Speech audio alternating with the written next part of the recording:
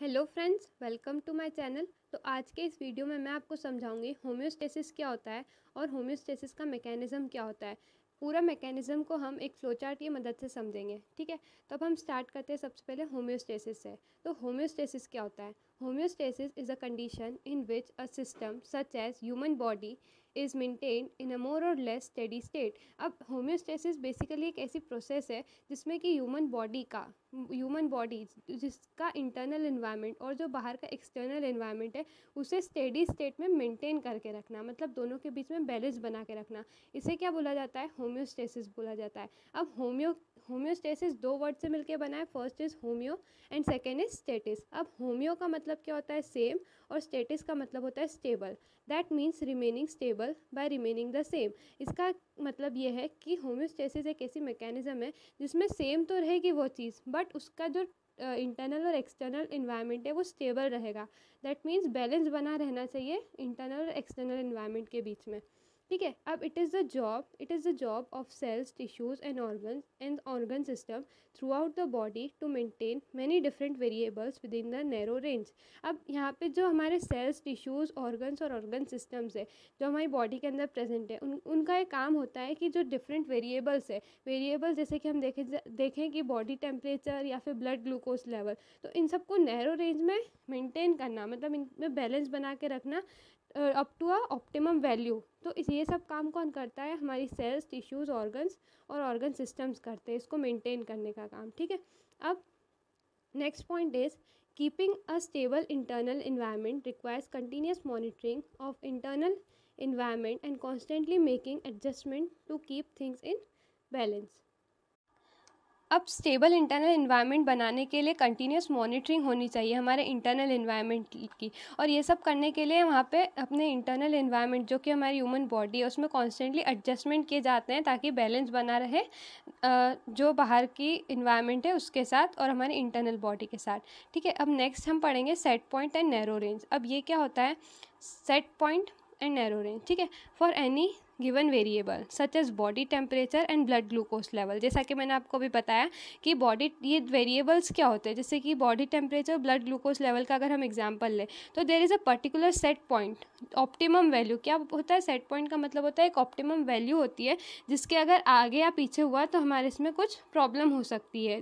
जैसे कि अब हम देखें फर्स्ट एग्जाम्पल हमारी बॉडी टेम्परेचर का, ठीक है। तो set point of body temperature is about 37 degree Celsius, जिसे हम फ़ारेनहाइट में कितना बोलते हैं? 98.6 डिग्री फ़ारेनहाइट, ठीक है। और सेल्सियस में 37 डिग्री सेल्सियस, ओके। तो अगर हमारा body temperature normal body temperature से एक्सीड हो जाता है या फिर उससे कम हो जाता है तो हमारे, जैसे कि अगर बढ़ जाता है तो हमें फीवर आ जाता है, तो वो हमारी बॉडी के लिए हार्मफुल हो सकता है, ठीक है। तो इसीलिए इसे मेंटेन करना ज़रूरी है। तो ये मेंटेन कौन करके रखता है? हमारे अंदर होम्योस्टेसिस मैकेनिज्म होती है, तो वो क्या करती है? इसको मेंटेन करके रखती है।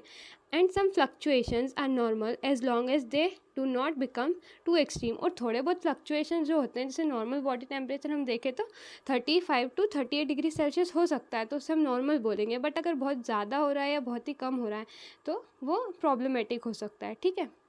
अब हम पढ़ेंगे maintaining homeostasis. Homeostasis is normally maintained in human body by extreme complex balancing act. अब हमारे जो बॉडी के अंदर बैलेंसिंग एक्ट होता है जो कि हमारी होम्योस्टेसिस को मेंटेन करके रखता है। अब हम मेनली होम्योस्टेसिस में 4 कंपोनेंट्स को पढ़ते हैं, ठीक है। सबसे पहला है stimulus, second is sensor, third is control centre and the fourth one is effector, okay. अब हम इनके बारे में पढ़ेंगे एक एक करके।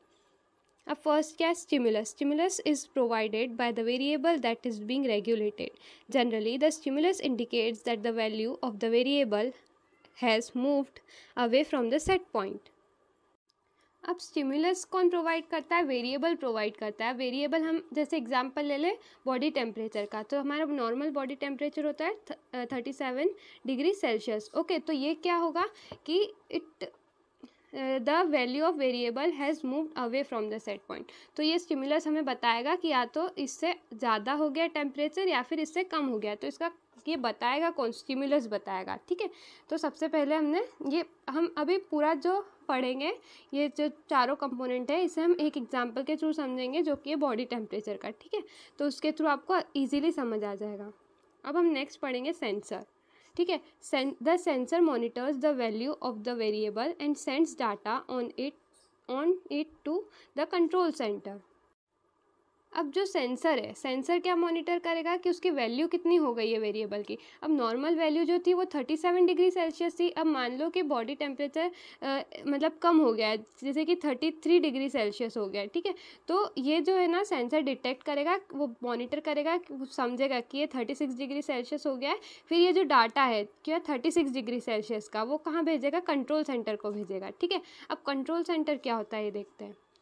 The control center matches the data with the normal value. If the value is not at the set point or outside the normal range, the control center sends the signal to the effector. अब control centre क्या करता है, match करता है दोनों data को। जैसे कि नॉर्मल डाटा क्या था, 37 डिग्री सेल्सियस था, और जो हमारी बॉडी का टेम्परेचर जो अब हो गया है, ठीक है, मतलब कुछ उसमें कुछ प्रॉब्लम हुई बॉडी में और 33 डिग्री सेल्सियस हो गया।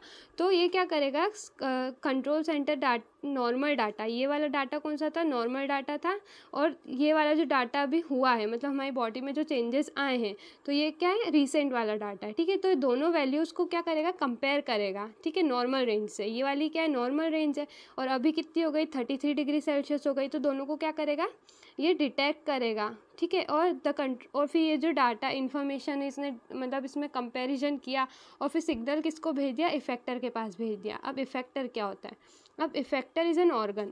इफेक्टर क्या है, एक ऑर्गन है। ऑर्गन भी हो सकता है, ग्लैंड हो सकता है, मसल हो सकती है, या फिर कुछ भी हो सकता है, मतलब हमारी बॉडी से रिलेटेड ऑर्गन्स, ग्लैंड्स, मतलब ऑर्गन्स भी डिफरेंट टाइप्स के होते हैं, ग्लैंड्स भी हो सकती है, मसल्स हो सकती है, सेल्स हो सकते हैं। ठीक है, that acts on the signal from the control centre and to move the variable back towards the set point. अब ये जो डाटा था वो कहाँ गया, अब हमारे ऑर्गन्स, ग्लैंड्स के पास चला गया, और ये सिग्नल कहाँ से आया है, ये हमारा कंट्रोल सेंटर से आया है। और फिर ये हमारे जो ब्रेन को सिग्नल देगा कि अब बॉडी टेम्परेचर बहुत कम हो चुका है, तो इसे नॉर्मल पे लेके आना है। ठीक है, अब हम इसे इस फ्लो चार्ट की मदद से समझते हैं। ठीक है, सबसे पहला क्या होता है, स्टिमुलस होता है। अब स्टिमुलस जैसे कि बॉडी टेम्परेचर एक्सीड कितना हुआ, 37 डिग्री सेल्सियस से कम हो गया। ठीक है, अब इसका नेक्स्ट कहाँ पे जाएगा ये सिग्नल, सेंसर के पास। सेंसर जैसे कि हो सकती है हमारी नर्व सेल्स, जो नर्व सेल्स हमारी स्किन में प्रेजेंट है या फिर ब्रेन में प्रेजेंट है, तो वो सिग्नल किसके पास जाएगा, नर्व सेल्स और स्किन या फिर ब्रेन के पास जाएगा, स्किन या फिर ब्रेन की नर्व सेल्स पे जाएगा। ठीक है, नेक्स्ट फिर ये सिग्नल कहाँ जाएगा, कंट्रोल सेंटर के पास जाएगा। कंट्रोल सेंटर जैसे कि हम एग्जाम्पल ले बॉडी टेम्परेचर का, तो टेम्परेचर रेगुलेटिंग सेंटर जो होता है ब्रेन में, वहाँ पर जाएगा। ठीक है, अब टेम्परेचर रेगुलेटिंग सेंटर क्या होता है ब्रेन में, हाइपोथैलेमस होता है। ठीक है, अब नेक्स्ट ये सिग्नल जाएगा फिर इफेक्टर के पास। इफेक्टर जैसे कि देख सकते हैं हम, sweat glands through out the body. ठीक है, जो स्वेट ग्लैंड्स हमारी बॉडी में प्रेजेंट है उसके पास ये सिग्नल जाएगा। फिर ये वापस से ये यहाँ पे ये सिग्नल जाएगा हमारे ब्रेन के पास, तो फिर हमारा बॉडी टेम्परेचर फिर रेगुलेट होगा। ठीक है, मतलब उसको नॉर्मल पॉइंट पे लेके आएगा। तो ये क्या है, एग्जाम्पल है नेगेटिव फीडबैक लूप का। अब हमने नेगेटिव फीडबैक लूप में थोड़ा सा पढ़ लिया है कि ये 4 कंपोनेंट्स होते हैं, और एग्जाम्पल हमने एक एग्जाम्पल देख लिया ब्लड बॉडी टेम्परेचर का, और नेक्स्ट एग्जाम्पल होता है इसका ब्लड ग्लूकोज लेवल का। ठीक है, ये दो आते हैं नेगेटिव फीडबैक सिस्टम के अंदर, और दो तरह के फीडबैक सिस्टम होते हैं हमारी बॉडी में, एक तो नेगेटिव फीडबैक सिस्टम होता है और एक पॉजिटिव फीडबैक सिस्टम होता है। पॉजिटिव फीडबैक सिस्टम में एग्जांपल होता है एक तो ब्लड क्लॉटिंग वाला और सेकंड चाइल्ड बर्थ वाला। तो आगे वाली इसके नेक्स्ट पार्ट में मैं बनाऊंगी, जिसमें मैं एक्सप्लेन करूँगी नेगेटिव और पॉजिटिव फीडबैक सिस्टम को और दोनों के एग्जाम्पल्स। ठीक है, और उसे भी हम इस तरह से फ्लो चार्ट के थ्रू समझेंगे। अगर आपको मेरी वीडियो अच्छी लगी हो तो प्लीज़ लाइक कीजिए, सब्सक्राइब कीजिए मेरे चैनल को, और अगर कुछ भी डाउट है इस पूरी वीडियो से रिलेटेड तो प्लीज़ कमेंट में पूछ सकते हैं आप। Okay, thank you.